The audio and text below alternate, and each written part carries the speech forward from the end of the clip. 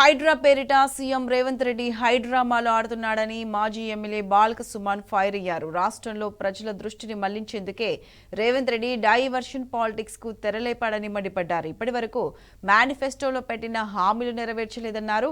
ఇందిరమ్మ రాజ్యంలో సుపరిపాలన కాదు, దరిద్రపు పాలన నడుస్తోందని ఆగ్రహం వ్యక్తం చేశారు. కాంగ్రెస్ పార్టీ మేనిఫెస్టో మొత్తం బోగస్. ఈ 6 గ్యారెంటీలు కానీ తర్వాత ఈ మేనిఫెస్టో కానీ ఇవి రెండు కూడా బోగస్. దీంట్లో ఒక్కటంటే ఒక్కటి, ఒక్క పని అంటే ఒక్క పని కూడా రేవంత్ రెడ్డి చేయలేడు. కాబట్టి దానికోసమే ఆయన ఏం చేస్తున్నాడంటే ఈ మేనిఫెస్టో మీద 6 గ్యారెంటీల మీద 420 హామీల మీద చర్చ జరగకుండా చర్చ మొత్తం ఈ రాష్ట్రంలో డైవర్ట్ కావాలి, ప్రజల దృష్టిని మరల్చాలి, పేపర్లన్నిట్లలో వేరే హెడ్లైన్లు రావాలి, టీవీలలో ఉదయం నుంచి మొదలుకుంటే సాయంత్రం వరకు జరిగే చర్చలు కానీ వాళ్ళ బులెటిన్లలో కానీ మొత్తం వేరే విషయాలే కనబడాలి. ఇక సోషల్ మీడియా ట్విట్టర్ ఓపెన్ చేసినా, ఫేస్బుక్ ఓపెన్ చేసినా, ఇన్స్టాగ్రామ్ ఓపెన్ చేసినా, వాట్సాప్ గ్రూపులకు పోయినా ఈ కాంగ్రెస్ పార్టీ మేనిఫెస్టోలో పెట్టినటువంటి అంశాలు కానీ 6 గ్యారంటీల అంశాలు కానీ వీటి మీద చర్చ లేకుండా విషయాలన్నింటినీ కూడా డైవర్ట్ చేయాలనేటటువంటి ఒక కుట్ర ఇవాళ రేవంత్ రెడ్డి చేస్తూ ఉన్నాడు.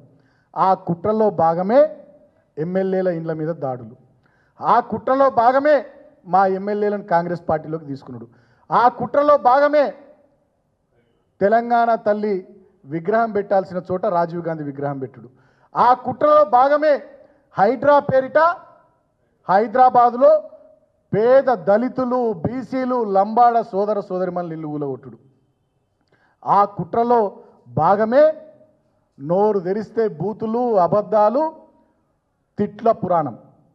అంటే ఆయన స్ట్రాటజీ ఏంటంటే రేవంత్ రెడ్డిది, ఆయన లేస్తే అబద్ధాలు మాట్లాడాలి, అంత అయిపోయిందని చెప్పాలి, గోబెల్స్ ప్రచారం చేయాలి, కేసీఆర్ను తిట్టాలి, బీఆర్ఎస్ పార్టీ నాయకులను తిట్టాలి. తద్వారా ఏంటంటే వాళ్ళు మమ్మల్ని తిడితే మేము వాళ్ళని తిట్టాలి. ఇక రేపు పేపర్లలో కానీ టీవీలలో కానీ ఇక వాళ్ళు మమ్మల్ని తిట్టుడు, మేము వాళ్ళని తిట్టుడు. ఇక ఇదే చర్చ జరగాలి ఈ రాష్ట్రంలో తప్ప కాంగ్రెస్ పార్టీ మేనిఫెస్టోలో ఏం చెప్పి ఓట్లు అడిగింది అనేది ప్రజలు మాట్లాడద్దు, మీడియాలో రావద్దు, ప్రతిపక్షాలు మాట్లాడద్దు. ఎంతసేపు ఆయన మమ్మల్ని తిట్టుడు, మేము ఆయనను తిట్టుడు, గివిట్లలోనే రోజులు గడిచిపోవాలనేటటువంటి ఒక అటెన్షన్ డైవర్షన్ టాక్టిక్స్. ఆ స్ట్రాటజీ సునీల్ కనుగోలు స్ట్రాటజిస్ట్ బృందము రేవంత్ రెడ్డి నాయకత్వంలో తెలంగాణలో అమలు చేస్తూ ఉన్నారు. నేను అడుగుతా ఉన్నా ఈ కాంగ్రెస్ ప్రభుత్వాన్ని, కాంగ్రెస్ పార్టీ పెద్దల్ని, రాష్ట్రంలో ప్రజల్ని కూడా ఆలోచించమని కోరుతా ఉన్నా. ఈ రేవంత్ రెడ్డి హైదరాబాద్లో హైడ్రాని తీసుకొచ్చి పేద ప్రజల ఇల్లు కూలగొడతా అని చెప్పి మొన్న మేనిఫెస్టోలో పెట్టిండా, లేదా ఎన్నికల ప్రచార సభల్లో చెప్పిండా, లేదా సచివాలయం ముంగట రాజీవ్ గాంధీ విగ్రహం పెడతాం, తెలంగాణ తల్లి విగ్రహం పెట్టాం అని చెప్పి ఎన్నికల ప్రచార సభల్లో చెప్పిండా, లేకపోతే కాంగ్రెస్ పార్టీ మేనిఫెస్టోలో చెప్పిండా, 6 గ్యారెంటీల కార్డులో పెట్టిండా.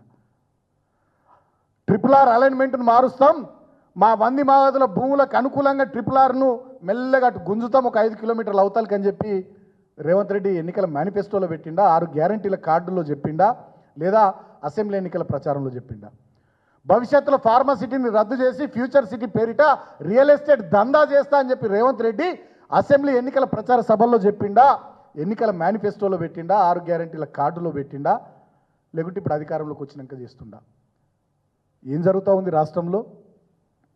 కోతికి కొబ్బరి చిప్ప దొరికినట్టు, కుక్కకు బొక్క దొరికినట్టు ఇవాళ వీళ్ళకు అధికారం వస్తే అర్హత లేని వాళ్ళు ఇవాళ అందలం ఎక్కితే, సరే నీ అదృష్టం మంచిగా ఉండి మీరు అధికారంలోకి వచ్చి ముఖ్యమంత్రి అయితే ప్రజలకు ప్రజాపాలన పేరిట మంచి పనులు చేసి ప్రజల మెప్పు పొందే ప్రయత్నాలని పక్కకు పెట్టి మొత్తం ఈ రాష్ట్రంలో ఇవాళ అవినీతి, కుటుంబ పాలన, పైరవీలు, దందాలు, ఇందిరమ్మ రాజ్యంలో ఆనాటి ఎమర్జెన్సీ నాటి పరిస్థితులు ఇవాళ తెలంగాణ రాష్ట్రంలో కనబడతా ఉన్నాయి. ఖమ్మంలో వరదలు వస్తే ప్రధాన ప్రతిపక్షంగా మా బీఆర్ఎస్ పార్టీ బృందం పోతే మా బృందం మీద దాడులు చేస్తారు. సిగ్గుందా మీకు? కాంగ్రెస్ పెద్దలకు మేము అడుగుతూ ఉన్నాం. ఆపద సమయంలో ప్రజలకు అండగా ఉండాల్సిన బాధ్యత ప్రభుత్వానిది, అందరిది. ఆ బాధ్యతను గుర్తెరిగి ప్రధాన ప్రతిపక్షంగా మేము పోతే మా వాళ్ళ మీద దాడులు. హైకోర్టు తీర్పు వస్తే ఎమ్మెల్యేలను తొందరగా డిస్క్వాలిఫై చేసే విషయంలో స్పీకర్ గారు నిర్ణయం తీసుకోండి అని చెప్తే దాని విషయంలో మా ఎమ్మెల్యేలు మాట్లాడితే మా ఎమ్మెల్యేలు ఇళ్ళ మీద దాడులు. సిగ్గుందా రేవంత్ రెడ్డి నీకు? మాట్లాడితే రాహుల్ గాంధీ జపం చేస్తావు. మొన్నటి లోక్సభ ఎన్నికల మేనిఫెస్టోలో కాంగ్రెస్ పార్టీ చెప్పింది ఏంది? 10th షెడ్యూల్ను సవరించి డిస్క్వాలిఫికేషన్కి సంబంధించి నిర్ణయం తీసుకుంటామని మొన్నటి పార్లమెంట్ ఎన్నికల మేనిఫెస్టోలో చెప్పింది మీ కాంగ్రెస్ పార్టీ కదా. సిగ్గు లేకుండా బీఆర్ఎస్ పార్టీ ఎమ్మెల్యేలను 10 మందిని తీసుకుంటావా? వీళ్ళకంటే సిగ్గు లేదు. నీకేమైందా రేవంత్ రెడ్డి? నువ్వు రాహుల్ గాంధీ జపం చేస్తున్నావు కదా మాట్లాడితే. అంటే రాహుల్ గాంధీది ఒక ఆలోచన, నీది ఇంకో విధానమా? రాహుల్ గాంధీ ఆలోచనకు విధానానికి కాంగ్రెస్ పార్టీ సిద్ధాంతాలకు వాళ్ళ పద్ధతులకు వ్యతిరేకంగా నువ్వు ఓదలుచుకున్నావా? ఏం చెప్పదలుచుకున్నావు మరి నీ నిర్ణయాల ద్వారా? ఇవాళ అడుగుతా ఉన్నాం మేము. కాంగ్రెస్ పార్టీ మేనిఫెస్టో మొత్తం బోగస్. ఈ